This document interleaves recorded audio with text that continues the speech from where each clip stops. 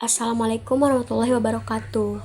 Kami dari kelompok 6 akan menjelaskan tentang energi biomasa. Biomasa adalah energi yang berasal dari bahan organik. Dan kelompok kami beranggotakan Janisha Melia, Tipari Halim, Meliani, dan Mutia Ramadhani.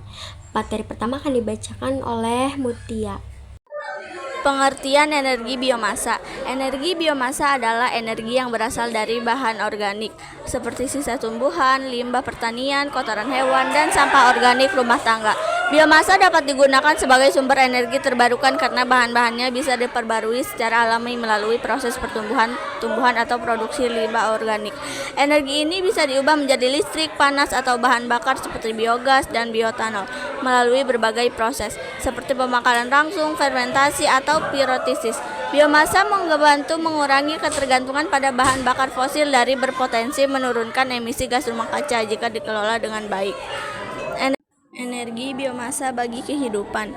1. Bahan bakar masak. Kayu bakar berikat dari limbah organik atau biogas yang digunakan untuk memasak terutama di daerah pedesaan. 2. Pembangkit listrik. Biomasa dibakar atau diubah menjadi gas untuk menghasilkan listrik di pembangkit listrik skala kecil hingga besar. 3. Bahan bakar kendaraan. Bioetanol dari terbu atau jagung dan biodiesel dari minyak nabati digunakan sebagai bahan bakar transportasi ramah lingkungan. 4. Pemanasan ruangan. Di negara beriklim dingin, pelet kayu atau limbah pertanian digunakan dalam tungku untuk menghangatkan rumah.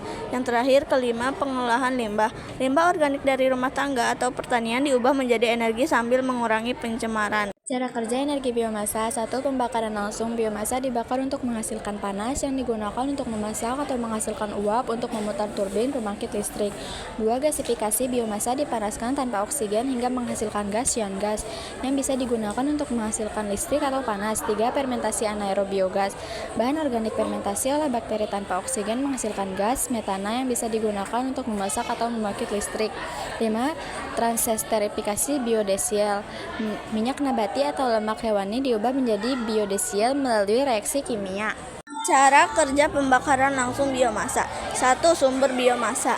Bahan bakar berasal dari limbah pertanian atau jagung dan jerami, limbah industri, limbah hutan atau kayu, limbah hewan dan manusia atau kotoran dan sampah organik. 2. Pembakaran biomasa. Biomasa dimasukkan ke dalam ruang bakar atau furnace lalu dibakar.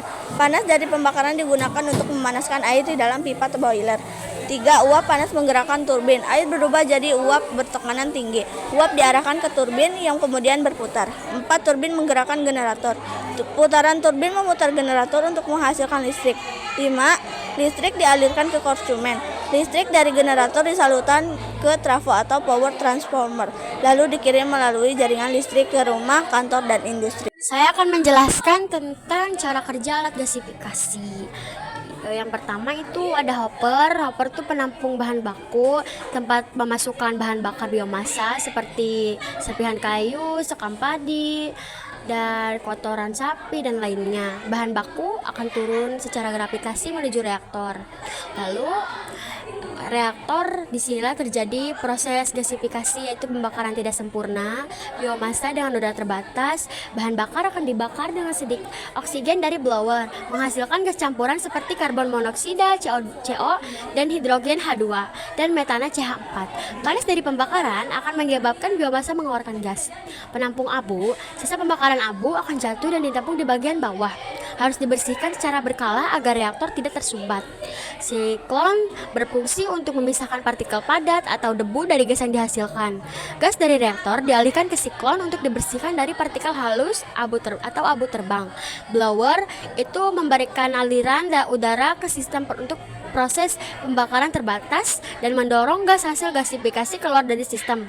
Kompor itu untuk gas hasil gasifikasi dialirkan ke kompor untuk digunakan sebagai bahan bakar memasak atau pemanas. Gas ini lebih bersih dibandingkan langsung membakar kayu karena sudah melewati proses penyaringan.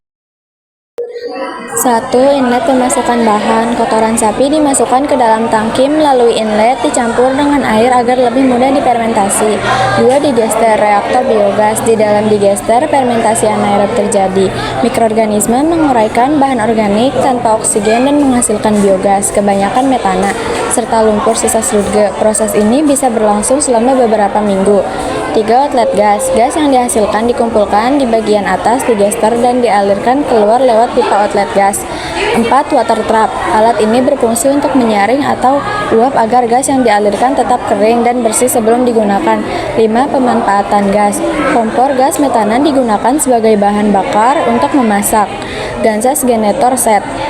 Gas juga bisa dipakai untuk menyalakan genset yang menghasilkan listrik. 6. Outlet sludge. Sisa fermentasi berupa lumpur sludge dikeluarkan, ini bisa dimanfaatkan sebagai pupuk organik. Cara kerja transesterifikasi. Cara kerja transesterifikasi. 1. Bahan awal minyak nabati atau lemak hewani memiliki 3 rantai asam lemak R1, R2, dan R3. Metanol CH30H alkohol sebagai reagen. Terus katalis biasanya NaOH atau KOH mempercepat reaksi. 2. Reaksi kimia. Trigliserinda bereaksi dengan 3 molekul metanol. Setiap rantai asam lemak dipisahkan dari gliserol dan diubah menjadi metil SR biodiesel. 3. Hasil reaksi. 3 molekul fatty acid metiester atau FAME bahan bakar biodiesel. 1 molekul gliserol hasil samping biasa digunakan dalam industri sabun atau kosmetik. Kesimpulannya, transesterifikasi mengubah minyak menjadi biodiesel dan gliserol dengan bantuan alkohol dan katalis. Proses ini penting untuk menghasilkan bahan bakar nabati yang ramah lingkungan. Transmisi energi biomasa dari kotoran hingga bisa dimanfaatkan. 1. Pengumpulan data pengolahan awal. A. Sumber kotoran. Kotoran bisa berasal dari hewan ternak, sapi, ayam, kambing, manusia, atau limbah domestik, atau sisa pertanian. B. Pengolahan awal. Kotoran dikumpulkan dan disaring dari benda asing, plastik, batu, dan lain-lain. Kadang dicampur dengan air agar menjadi lumpur. Untuk memudahkan proses selanjutnya, energi utama yang berperan adalah energi kimia yang tersimpan dalam senyawa organik dalam kotoran. 2. Proses biokonversi. Fermentasi anaerobik. Kotoran dimasukkan ke dalam digester yang tertutup dan bebas oksigen. Mikroorganisme anaerobik mengurangi bahan organik menjadi biogas, terutama metana atau CH4 dan karbon dioksida atau CO2. Terus selanjutnya ada 3. Pemanfaatan biogas. Energi panas. Biogas dibakar langsung untuk memasak atau pemanas listrik. Biogas digunakan sebagai bahan genset atau turbin untuk menghasilkan listrik. Bahan bakar kendaraan. Setelah dimurnikan menghilangkan CO2 dan H2S, biogas bisa dijadikan biotane dan digunakan sebagai bahan bakar gas. 4. Pemanfaatan sisa fermentasi digester. Digester mengandung nutrien seperti nitrogen, fosfor, dan kalium. Digunakan sebagai pupuk organik cair atau padat untuk pertanian. Kelebihan. 1. Sumber energi terbarukan. Biomasa berasal dari bahan organik yang bisa diperbarui seperti limbah pertanian, kayu, dan kotoran hewan. 2. Mengurangi limbah. Pemanfaatan limbah organik sebagai sumber energi dapat mengurangi jumlah sampah di tempat pembuangan akhir. 3. Netral karbon. Karbon yang dilepaskan saat pembakaran biomasa seimbang dengan karbon yang diserap tanaman saat tumbuh.